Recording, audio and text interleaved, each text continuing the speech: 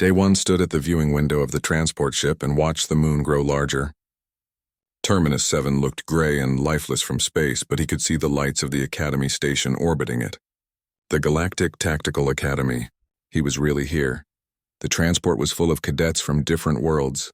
Day one tried not to stare, but it was hard. There was a creature that looked like a giant mantis, its green shell reflecting the lights. Next to it sat something made entirely of blue crystal that hummed softly. Across the aisle, a being of pure gas floated inside a containment suit. These were his classmates now. A voice came through the speakers in several languages. Day one's translator implant converted it to Korean. "We will dock in 10 minutes.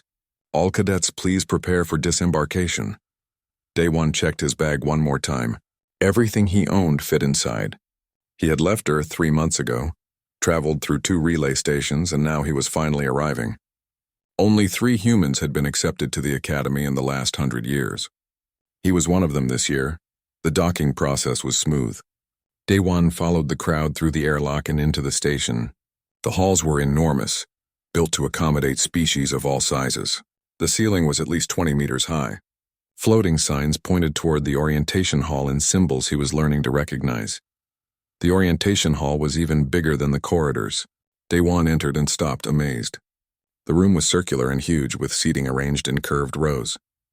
Each section was designed differently. Some seats were for small creatures, others for giants. Some areas had liquid environments behind clear barriers. Some had different atmospheric conditions marked by shimmering force fields. About 200 cadets were already finding their seats. Day one spotted the human section and walked toward it. 2 other humans were already there. A young woman with short hair nodded to him. That must be Hana, the pilot specialist. The other human was older, maybe 30, and didn't look up from his datapad. Day one sat down and looked around. The insectoid creatures gathered in one section, their antennae waving as they communicated. The crystalline beings sat perfectly still, but colors flowed through their bodies like thoughts made visible. The ursine species, huge and covered in thick fur, took up an entire section by themselves. A door opened at the front of the hall. Everyone fell silent. A figure walked out onto the central platform. He was reptilian, about 3 meters tall, with 4 arms and scales that shifted from green to bronze. This was Commander Vrax, the orientation instructor. Everyone in the galaxy knew his name. He had fought in the Helix Wars and won battles that seemed impossible. "Welcome to the Galactic Tactical Academy," Vrax said. His voice was deep and carried easily through the hall. "You are the best your worlds could send. You have passed tests that defeated thousands of others. You should be proud." He paused and walked slowly around the platform. His tail moved behind him for balance. "But pride means nothing here. You are all beginners now. Some of you will fail. Some will leave before the first month ends. This academy breaks the weak and shapes the strong." Day one listened carefully. Around him, cadets shifted in their seats. Some looked nervous. Others looked determined. "Your first test begins now," Vrax continued. "Not next week. Not tomorrow. Right now in this room." A murmur ran through the hall. Vrax raised one of his hands for silence. With another hand, he pressed a control on his belt. A pedestal rose from the floor in front of him. On top of it sat a cube about the size of a large box. The cube was covered in symbols and patterns. Mechanical elements were visible on its surface, pieces that looked like they could move or rotate. "This is the Karn Riddle box," Vrax said. "For 500 years we have used it to test new cadets. The task is simple. Open the box. Inside you will find a data chip with your first assignment. The fastest time ever recorded is 4 days. Some cadets never open it at all. Those cadets do not stay at this academy." The hall was completely silent now. Every cadet stared at the box. "You will each get your turn with the box," Vrax said. "We will begin after I finish explaining the academy rules and procedures. Now let me tell you about dormitory assignments." Vrax kept talking, but Day one was not listening anymore. He was looking at the box. While other cadets pulled out datapads to take notes, Day one stood up. While Vrax explained meal schedules and training rotations, Day one walked down the steps toward the central platform. He was aware that others were watching him now. He heard whispers in languages his implant could not quite catch, but he kept walking. He reached the pedestal and looked at the box closely. The symbols on its surface were beautiful but meaningless. They were a distraction, he realized. His fingers touched the box gently. He could feel something inside it, a weight that shifted when he tilted the cube slightly, a gyroscope. The box was not about solving the symbols. It was about understanding balance and momentum. Vrax had stopped talking. The entire hall was watching the human at the front of the room. Day One rotated the box slowly, feeling the internal mechanism shift. He pressed one corner and turned another. The weight inside moved. He adjusted his grip and applied pressure to 3 different points at once while rotating the entire cube counterclockwise. Click. The sound was soft but clear in the silent hall. The top of the box popped open. Inside, just as Vrax had said, was a small data chip. Day One looked up at Commander Vrax. The reptilian instructor's face was unreadable. His forearms hung motionless at his sides. "I believe you were telling us about dormitory assignments," Day One said quietly. The hall erupted in noise. Cadets were talking in dozens of languages. Some stood up to see better. Others made sounds of disbelief. The crystalline beings flashed with rapid color changes. The insectoid creature's antennae waved frantically. Vrax raised all 4 hands. Slowly, the noise died down. His eyes, yellow with vertical pupils, fixed on Day One. "What is your name, cadet?" "Day One, sir." "From Earth?" "Day One from Earth," Vrax repeated. "You will come with me. Everyone else, orientation is dismissed. Check your data pads for dormitory assignments and report to your quarters." The other cadets began to file out, but everyone kept looking back at Day One. He could feel their eyes on him. Suspicion, curiosity, anger from some. He had just done something that was supposed to take days, and he had done it in less than 2 minutes. Vrax gestured with one hand toward a side door. Day One followed him, still holding the opened box. As they left the hall, he glanced back once. Hana, the other human cadet, was still in her seat. She gave him a small nod. Her expression said clearly, "You just made things very interesting." The door closed behind them, and Day One wondered what he had started. The office was smaller than Day One expected. Commander Vrax sat behind a desk that looked too small for his large frame. 2 other Academy officials stood against the wall. One was tall and thin, covered in silver feathers. The other looked like a floating brain inside a mechanical suit. "Sit," Vrax said, pointing to a chair with one of his 4 hands. Day One sat. He placed the opened riddle box on the desk between them. "Explain," Vrax said simply. "Sir, I don't understand the question. How did you open the box? Did someone tell you the solution? Did you study it before coming here?" "No, sir. I saw it for the first time today." The feathered official made a harsh clicking sound. "Impossible. The Karn riddle box has defeated cadets for centuries. Some of the finest minds in the galaxy have needed days to open it. You opened it in 90 seconds. "Yes, sir." "So you cheated," the brain in the mechanical suit said. Its voice came from a speaker and sounded flat, emotionless. "No, sir. I solved it." Vrax leaned forward. "Then explain your solution. Tell us how you did it." Day One took a breath. "The symbols on the box are beautiful, but they are meant to distract. I ignored them. When I picked up the box, I felt weight inside it. The weight shifted when I moved the box. That meant there was a gyroscope or something similar inside. And from that you determined the solution?" The feathered official asked. "The box is about balance, not codes." I rotated it slowly and felt how the internal mechanism responded. The corners have pressure points. When you press them in the right sequence while rotating the box, the gyroscope aligns and the lock releases. The room was quiet. Vrax studied him with those yellow eyes. "That is correct," Vrax said finally. "But how did you know to try that approach?" "The symbols suggest a mathematical cipher. Most species spend days trying to decode them." Day One shrugged. "Humans have been making puzzle boxes for thousands of years. My grandmother had one. It worked the same way. When I felt the weight shift, I knew what to look for." "You are saying this is common knowledge on your world?" the brain asked. "Not common, but not rare either. We have many types of puzzles. Some use patterns, some use mechanisms, some use tricks. We make them for fun." The feathered official made another clicking sound. "This human is claiming that a tool we use to test tactical thinking is similar to a child's toy on his world." "I did not mean disrespect," Day One said quickly. "The box is cleverly made. I am just saying the concept is familiar to humans." Vrax sat back in his chair. It creaked under his weight. "You are cleared of cheating. But understand something, Cadet Day One. You have made yourself very visible. Other cadets will watch you now. Some will think you are lucky. Others will think you are arrogant. You have set a standard you may not be able to maintain. I understand, sir. Dismissed. Report to your dormitory. Your assignment is on the data chip. Daewon stood, bowed slightly, and left. The corridor outside was empty. He checked his data pad for his dormitory location and started walking. The station was huge, and it took him 20 minutes to find the right section. The dormitory room had 4 beds. 2 of them were already occupied. A crystalline being sat on one bed perfectly still. On another bed lay a feline creature, covered in orange and black striped fur. It had a long tail and very sharp teeth that showed when it yawned. Hello, Daewon said. I am Daewon. The crystalline being pulsed with blue light but did not speak. The feline creature looked at him with green eyes. I am Ta'avi, the feline said. You are the human who opened the box. Yes, everyone is talking about you. They say you cheated. I did not cheat.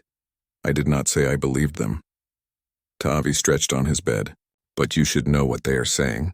The crystalline being finally spoke. Its voice was like chimes ringing.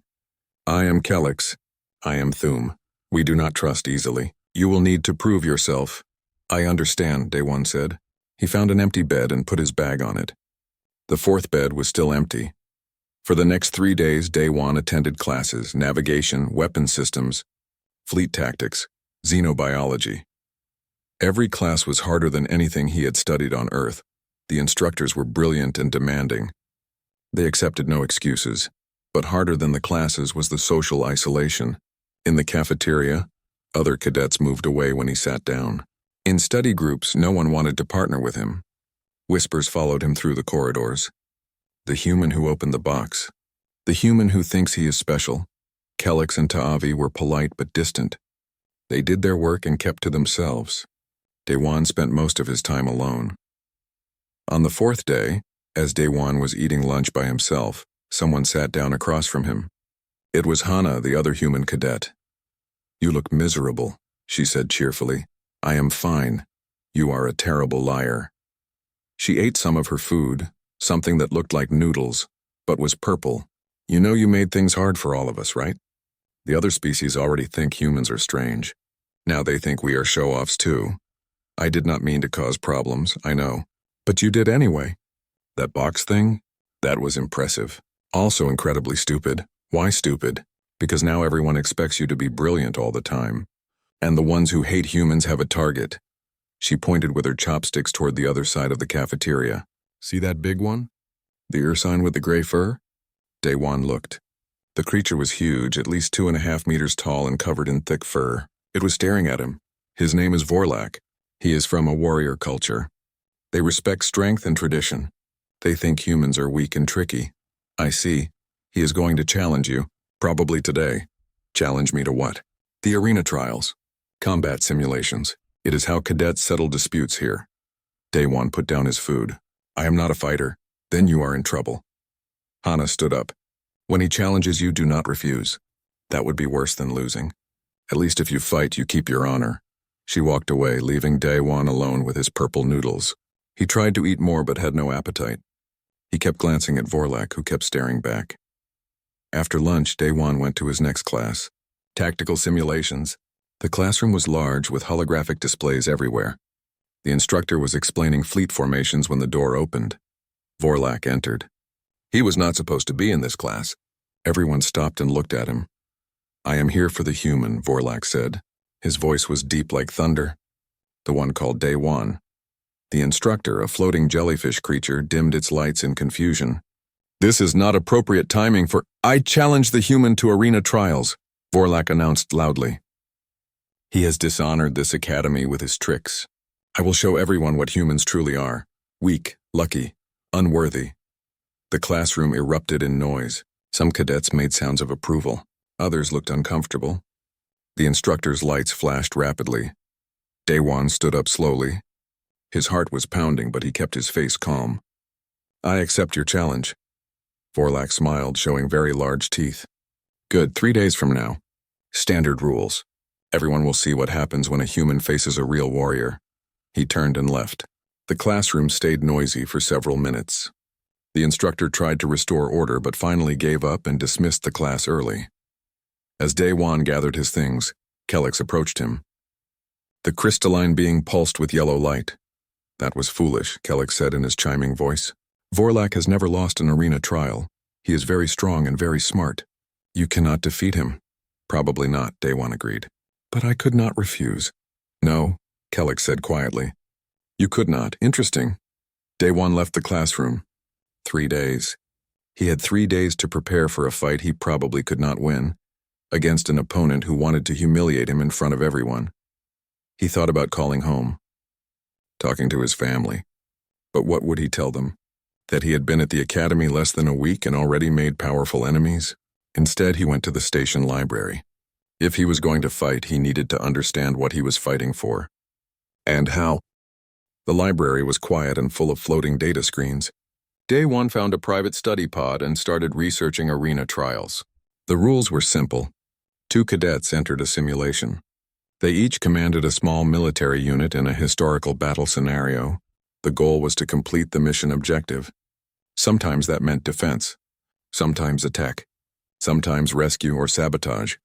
The scenarios were based on real battles from different species' military histories. They were famous victories or defeats studied for centuries. There were optimal strategies for each one. Instructors knew what they were looking for in a solution. Daewon watched recordings of past trials. Vorlak appeared in many of them. The big Ursine was brutal and efficient.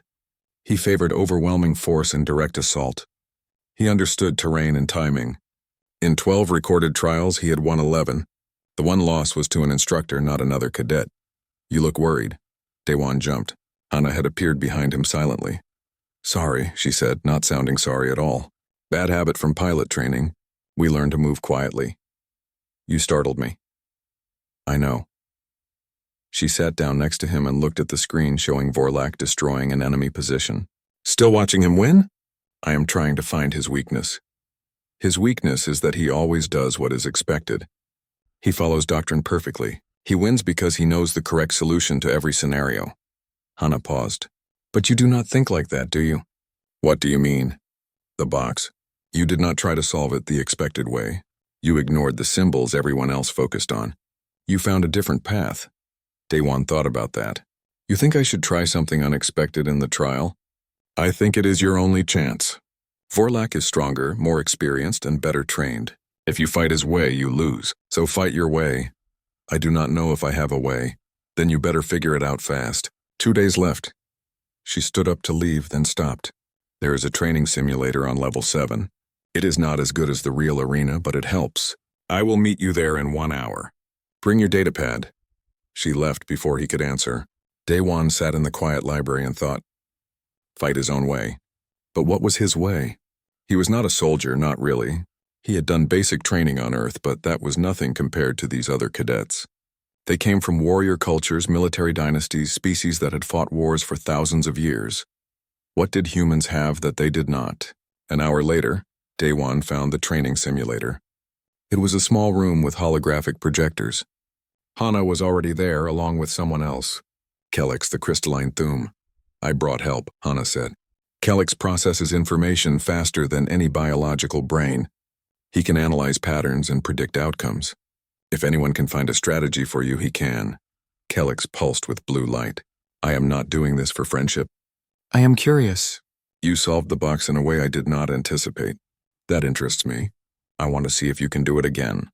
Thank you, Daewon said. Both of you. They worked through the night. The simulator let them run through different battle scenarios. Daewon was terrible at first. He made obvious mistakes. He lost units unnecessarily. He failed objectives. But slowly, he began to understand something. The scenarios were designed to have correct answers. But those answers assumed certain approaches. They assumed commanders would value their units' lives. They assumed traditional tactics. They assumed following the rules of warfare as the galaxy understood them. What if I do not follow the rules? Daewon asked around midnight. They were taking a break, drinking something Hana called energy tea that tasted awful. You have to follow the rules, Hana said. Breaking them means disqualification. No, I mean the unwritten rules. The assumptions. What if I am willing to take casualties that seem unacceptable? What if I sacrifice units to create opportunities? Kellic's colors shifted to orange, which Daewon had learned meant thinking.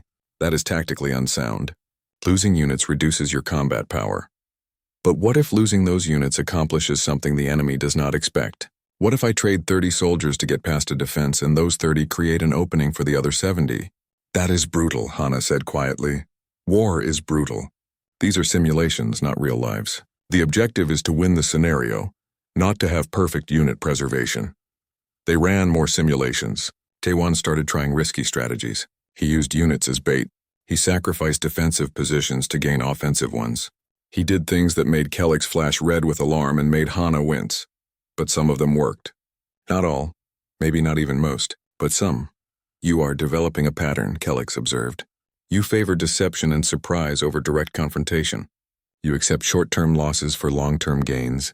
You make decisions very quickly, sometimes too quickly. That is because I do not know the optimal solution, Daewon admitted. I am guessing. Acting on instinct. That should not work, Kellex said. But sometimes it does. I do not understand why. Because humans are persistence hunters, Hana said. Both of them looked at her. I read about it. Ancient humans hunted by chasing prey until it collapsed from exhaustion. They were not the fastest or strongest, but they did not give up. They made quick decisions with incomplete information. They adapted constantly. That is still in our nature. Daewon thought about his ancestors running across plains, tracking animals for days, never stopping. Always adapting. Maybe she was right. The day of the trial arrived too quickly. Daewon did not sleep well the night before. He kept running through scenarios in his mind. Kellex had given him probability calculations. Hana had given him encouragement. But Tavi, his other roommate, had said something that stuck with him. Everyone expects you to lose, so you have nothing to fear, only everything to gain. The arena was in the central dome of the station. It was huge and crowded. Hundreds of cadets came to watch. The walls were covered in screens showing the simulation from different angles. At the center was a platform where the two combatants would stand, wearing neural interfaces to control their simulated forces. Vorlak was already there, looking massive and confident. He wore ceremonial armor from his homeworld. The crowd cheered when he raised his arms. Daewon walked to the platform. The crowd was much quieter for him. He could feel their skepticism, their curiosity, their expectation that he would fail. Commander Vrax stood between them. The rules are simple. You will each command a force in a historical battle scenario. The scenario is the Battle of Torn Ridge. Vorlak, as the challenger, you choose your position first. Vorlak smiled. I choose the defender. The high ground. The winning side. Of course he did. The Battle of Torn Ridge was famous. The defenders had held an elevated position against a much larger attacking force. The attackers had been slaughtered. It was a tactical masterpiece of defensive warfare, which meant Daewon had the attacking force. The losing side, do you accept these terms? Vrax asked Daewon. Every tactical instinct said no. This was impossible. The scenario was designed to show how defense could overcome offense. But Daewon thought about Tavi's words. Nothing to fear. Everything to gain, I accept. They put on the neural interfaces. The world dissolved into the simulation. Daewon found himself on a battlefield. Rocky terrain. A ridge in the distance. His forces were spread out below. 300 simulated soldiers. Various vehicles and weapons. Against him, Vorlak held the ridge with 200 defenders in fortified positions. The battle timer started.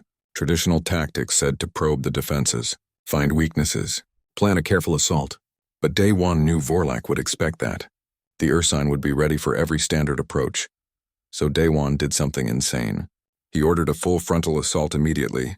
100 soldiers charged directly at the strongest point of Vorlak's defense. Predictably, they were cut down. Vorlak's forces focused all their fire on this obvious threat. But it was a distraction. While Vorlak's attention was fixed on the frontal assault, Daewon sent 50 soldiers through a lava tube system on the left flank. The tubes were not considered viable tactically. They were narrow, dangerous, and only allowed single-file movement. Military doctrine said never to use them. Daewon used them. While Vorlak dealt with the frontal assault, Daewon's strike team crawled through the tubes. It took precious minutes. He lost more soldiers to the hazards inside, but 30 soldiers emerged behind Vorlak's lines. At the same time, Daewon sent his remaining forces on a wide sweep to the right, using smoke and terrain for cover. Vorlak had to split his forces to respond to multiple threats. His perfect defensive position became chaotic. The strike team from the lava tubes hit Vorlak's command post.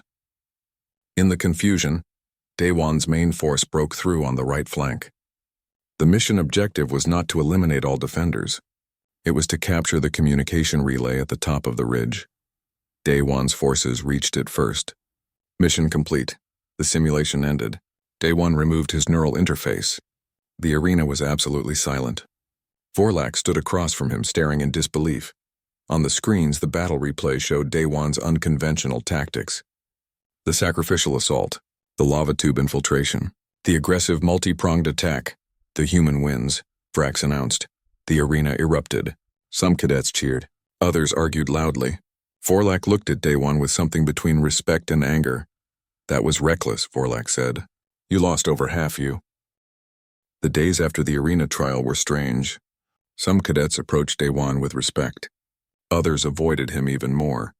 He had proven he could win, but his methods disturbed many of them. Sacrificing so many units seemed wasteful, even cruel, even though they were just simulations. Tavi became friendlier. The feline warrior started eating meals with Daewon and asking questions about human tactics. Kellex remained analytical and distant, but he observed everything Daewon did with clear fascination.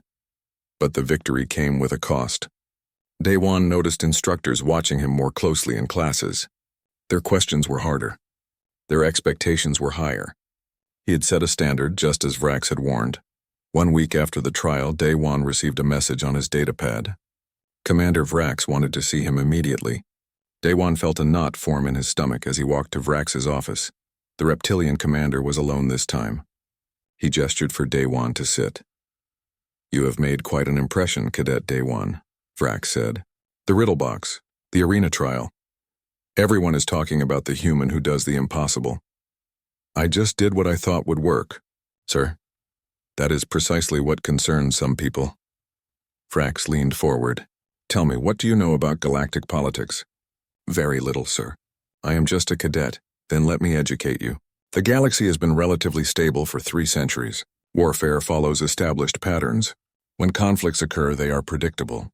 Both sides know the probable outcomes before fighting begins. This predictability keeps wars short and casualties low. Daewon listened carefully. He sensed this was important. Then humanity joined the galactic community. Vrax continued. A young species. Violent history. Multiple cultures with completely different military traditions. You fight in ways that make no sense to us. You take risks we consider insane. You adapt faster than any species we have encountered. Is that bad, sir? That is what people are debating. Some see humanity as a valuable ally. New perspectives, creative solutions. Others see a threat. A species that will disrupt the established order. Vrax stood and walked to the window overlooking the moon below. I brought you here to tell you the truth. The riddle box was not a random test. I have been studying humans for 5 years. I wanted to see if my theory was correct. What theory? That humans solve problems faster than other species. Not because you are smarter, but because you evolved on a death world. Earth is dangerous. Many predators. Harsh environments. Your ancestors had to make quick decisions with incomplete information. Those who thought too long died. So you evolved to trust your instincts. To act quickly. To try solutions without perfect planning. Daewon thought about this. It made sense. And the box proved your theory? The box proved that what takes other species days of careful analysis takes a human minutes of intuitive understanding. That scares some people. Vrax turned back to face him. There is a faction in the Academy leadership. They are led by Archon Thelis of the Luminar hegemony. The Luminars are old, conservative, and very influential. They believe humans should be restricted, limited access to military training, prevented from reaching high command positions. Why are you telling me this? Because you are about to face your final evaluation. All cadets must complete a comprehensive command simulation at the end of their first term.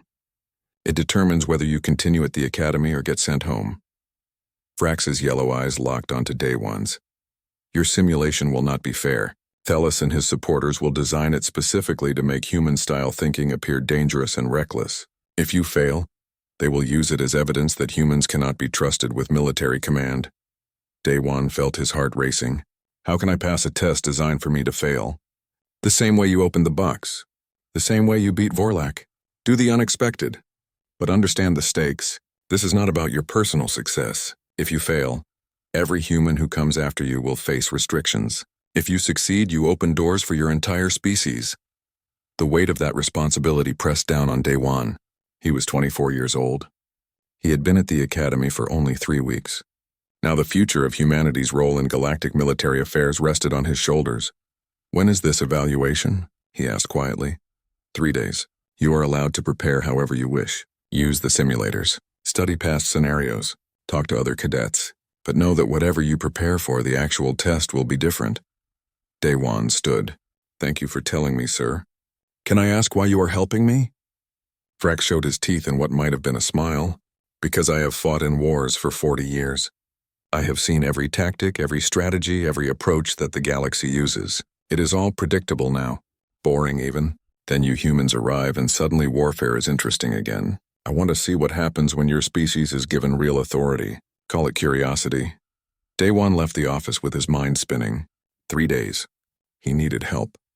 He needed perspective. He needed to understand what he was really fighting against. He found Hana in the pilot training section, practicing atmospheric entry simulations. When she finished, he told her everything Vrax had said. "So no pressure then," she said sarcastically. "Just save humanity's military future in one test." "I do not know if I can do this." "Of course you can. You already did the impossible twice." "What is one more time?" She paused. "But you cannot do it alone. You need to understand how other species think. You need their perspectives. How do I do that in 3 days?" "You ask them." So Daewon did something that felt very human. He talked to everyone. He went to the cafeteria and sat with different species. He asked them about their military histories, their greatest victories, their worst defeats, their heroes and legends. The insectoid Vrel told him about swarm tactics and overwhelming numbers. The crystalline Thum explained perfect coordination through mental links. The gaseous whispers described patience and long-term planning. The feline Mercian showed him hit-and-run raids and guerrilla warfare. Each species had their own way of fighting, their own values, their own understanding of honor and victory. Daewon listened to all of them, absorbing their stories. Kellex found him on the second day. "What are you doing?" "Learning," Daewon said simply. "You cannot learn centuries of military doctrine in 2 days. I am not trying to learn their doctrine. I am trying to understand how they think, how they approach problems, their assumptions about warfare." Kellex pulsed with colors that suggested confusion. "Why does that matter?" "Because if I understand how the test designers think, maybe I can anticipate what they expect. And then do something different. That is very indirect reasoning. That is very human reasoning." On the third day, Ta'avi approached him. The feline warrior looked serious. "I heard about your evaluation, about how it is designed to make you fail. That is not honorable." "No," Daewon agreed. "It is not. My people have a saying. When the trap is obvious, walk through it anyway. Show that you fear nothing. Maybe that helps you. Maybe it does." "Thank you, Ta'avi." That evening, Daewon sat in his dormitory room. His datapad showed the message. "Report to Arena 1 at dawn for final evaluation." He tried to sleep but could not. His mind kept running through scenarios, possibilities, strategies. Finally, he stopped trying to plan. Vrax had said the test would be designed to expose the weaknesses of human thinking. So planning for specific scenarios was pointless. Whatever he prepared for, they would give him something else. Instead, he thought about what made humans different. Quick decisions, pattern recognition, willingness to take risks, adaptability, cooperation across different groups, using every tool available. That last thought stuck with him. Every tool available. Humans did not fight alone. They built alliances. They combined different approaches. They were good at bringing diverse groups together. An idea began to form. It was risky. It might not be allowed, but it was very, very human. Daewon sent messages to Hana, Kellex, and Tavi. Then he sent messages to several other cadets he had talked to over the past 3 days. The Vrel, the Whisper, the Thum. He explained what he was thinking. He asked if they would help. Most did not respond. Some said no directly, but a few said yes. They were willing to try something new. They were curious about this human approach. Dawn came. Daewon walked to Arena 1 with his small group of allies. He did not know if his plan would work. He did not even know if it would be permitted. But he knew one thing for certain. He was going to face this test the human way, with friends at his side and crazy ideas in his head, just like his ancestors had faced every challenge throughout human history. The arena doors opened. It was time. The arena was packed. Every cadet in the academy seemed to be there. The observers' gallery held academy officials, including Commander Vrax and a tall, luminous being that Day One recognized from research as Archon Thelis. The Luminar leader glowed with pale blue light and radiated cold authority. Day One stood on the command platform. Instead of a simple neural interface, there was a full immersion pod. This was not going to be a simple tactical scenario. This was going to be comprehensive. Cadet Day One. Vrax's voice echoed through the arena. Your final evaluation will test all aspects of military command. Strategy, tactics, resource management, leadership, ethics. The scenario is complex and will take several hours. Do you understand? Yes, sir. You will command a coalition fleet defending a star system with civilian populations. Your enemy is a sophisticated invasion force. You must protect the civilians while defeating the enemy. There is no predetermined correct solution. You will be evaluated on your decisions and their outcomes. Day One took a deep breath. This was it. Everything he had worked for. Everything humanity had riding on him. He climbed into the immersion pod. The simulation loaded. Day One found himself on the bridge of a command ship. Around him were holographic displays showing a star system with 3 inhabited planets. His coalition fleet consisted of ships from multiple species. Each type had different strengths. Vrel ships were numerous but fragile. Thum ships were precise and deadly. Mercian ships were fast. Human ships were balanced but unremarkable. The enemy appeared at the edge of the system. A massive invasion fleet. Day One analyzed the composition and felt his stomach sink. The enemy had overwhelming force and were moving toward the most populated planet. Standard doctrine would be to establish a defensive perimeter around the planet. Make the enemy fight through fortifications. But Day One remembered what Vrax had said. This test was designed to make human thinking look bad. If he chose standard defense, the enemy probably had overwhelming firepower to break through. Then he would be blamed for heavy civilian casualties. If he chose aggressive offense, leaving planets less defended, that would look reckless. More ammunition for those who thought humans were too dangerous. It was a trap either way, which meant he needed to find a third option. Day One studied the enemy fleet patterns. They were moving efficiently, coordinating perfectly. Too perfectly. This was not a random invasion force. This was an AI construct, designed to counter known strategies. It would adapt to whatever he tried, unless he tried something it was not programmed to handle. Fleet Command, Day One said to his simulated subordinates. Divide into 3 groups. Group 1, all Vrel ships, begin evacuation of civilians from the primary planet. Group 2, mixed fast ships, I need hit-and-run harassment on the enemy fleet. Group 3, heavy ships, follow me. We are going to create chaos. His simulated officers looked confused but followed orders. The Vrel ships, fragile but numerous, swarmed toward the planet to begin civilian evacuation. The fast ships scattered and began harassing the enemy from multiple directions. Day One took the heavy ships on a seemingly suicidal charge, directly at the enemy fleet's center. Enemy AI did what he expected. It concentrated fire on the biggest threat. Day One's heavy ships took massive damage. He was losing ships rapidly. In the observation gallery, he knew people were watching this apparent disaster. But it was working. The enemy was so focused on destroying his heavy ships that they ignored the civilian evacuation. The fast ships were inflicting minor damage but disrupting enemy formations. And Day One was learning the AI's patterns with every exchange. He sacrificed 2 more heavy ships but positioned them to explode near critical enemy vessels. The enemy adapted, pulling back slightly. That gave Day One an opening. He redirected half his remaining forces to protect a moon that had mining facilities, not because the moon was strategically vital, but because defending it forced the enemy to divide their attention. Hours passed in the simulation. Day One made decisions constantly. Some worked. Some failed. He lost ships. He saved civilians. He took territory and gave it up. He used every tactic he had learned from talking to different species. Vrel swarm tactics, Mercian raids, Thum precision, human persistence. The enemy AI was good. It adapted to everything he tried. But Day One kept changing approaches. Just when the AI learned his pattern, he would switch to something completely different. He fought like water, flowing around obstacles, never staying in one form. Then the scenario changed. A civilian transport was trapped behind enemy lines. Rescue would cost military resources. Leaving them would reduce casualties among his forces. It was the ethical dilemma Vrax had mentioned.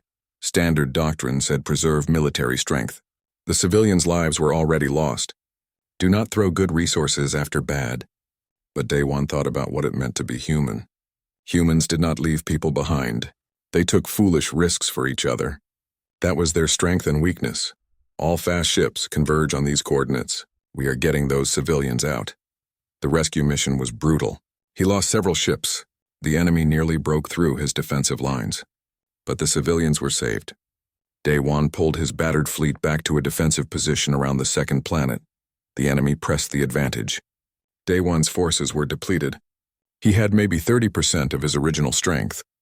The enemy still had over 60%. By any calculation, he should surrender or retreat. Instead, Day One did something unexpected one more time. He hailed the enemy fleet and broadcast on all frequencies. Unknown invasion force, you have proven your strength. I acknowledge that direct military victory is no longer possible for my forces. However, I notice your ships are low on fuel and ammunition. Your supply lines are extended. Your fleet is damaged from our harassment. I propose a temporary ceasefire while we negotiate terms. There was silence. The enemy AI had not been programmed for diplomacy. It was designed to test military solutions. Day One held his breath, wondering if the test would simply reject this approach. Then a response came. Explain your terms, Day One began negotiating. He offered to withdraw from 2 planets in exchange for guaranteed civilian safety and time to evacuate. He pointed out that destroying his remaining forces would cost the enemy resources they needed to hold the system. He made it clear that further fighting would be expensive for both sides. The negotiation took an hour. In the end, Day One secured safe passage for the civilians and retained a foothold in the system. It was not a military victory, but it was not a defeat either. The civilians were safe. His remaining forces survived. The enemy gained territory, but at a cost that left them vulnerable. The simulation ended. Day One climbed out of the immersion pod, exhausted and soaked in sweat. The arena was completely silent. On the screens, analysis appeared. His casualty rates, mission objectives, resource management, tactical decisions. Everything was being evaluated. Archon Thelis spoke first, his voice like ice. The human chose retreat and negotiation over military victory. He sacrificed fleet strength for civilian lives. His tactics were chaotic and unpredictable. This demonstrates exactly what we feared. Humans are unreliable commanders who prioritize emotion over strategy. Commander Vrax stood. The human completed the mission. Civilians were protected. A foothold was maintained. And he did so against overwhelming odds with a force that should have been destroyed in the first hour. Another official, a floating being of energy, spoke. His approach was unprecedented. No cadet has ever attempted diplomacy in a final evaluation. The scenario was not designed for that solution. Exactly, Thelis said. He broke from proper military doctrine because he could not succeed within it. Vrax's voice was hard. Or he found a solution that proper military doctrine never considered. Tell me, Archon, what is the purpose of military force? To win battles or to achieve objectives? To win battles according to established principles. That is where you are wrong. The purpose is to achieve objectives.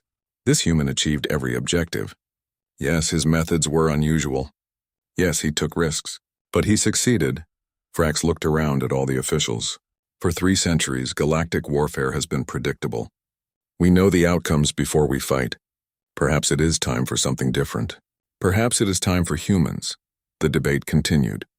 Officials argued. Some supported Day One. Others condemned him. Hours passed. Finally, a vote was taken. By a narrow margin, Day One passed his evaluation. The restrictions on human military advancement were rejected. Humanity would have full access to galactic command training. Day One barely heard the announcement.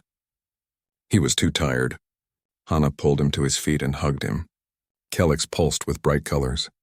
Even Tavi made a purring sound of approval. Over the next few months, Day One continued his training. He was not the best cadet in weapons or navigation, but in tactics and strategy he excelled. Other cadets began asking him questions, studying his approaches. Some even tried to copy his unpredictable style, though most could not manage it. The day came when the first term ended. Day 1 stood with his class receiving his advancement to the next level of training.